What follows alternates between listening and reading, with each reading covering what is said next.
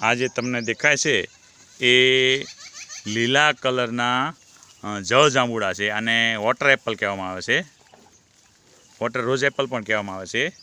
આ એટલા બધા બેઠેલા છે કે આપણે ખુશ થઈ જઈએ છીએ, પુષ્કળ બેસે છે ઢગલાબંધ। અને આ જ્યારે પાક અવસ્થામાં આવે ત્યારે આમાં અમુક જાંબુમાં જ ઠળિયા નીકળે છે, બાકી ઠળિયા વગરના છે અને એકદમ મીઠાશ હોય છે, જે હોંશે હોંશે ખાઈ શકાય છે।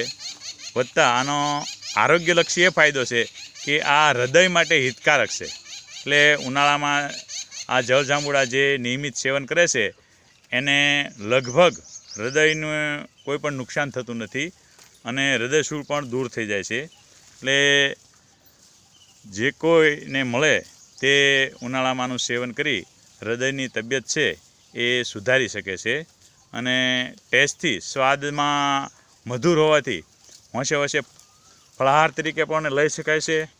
આનું જ્યુસ પણ બને છે અને આ રીતે લીલા જળ જાંબુડા આપણને અનેક રીતે ફાયદાકારક છે।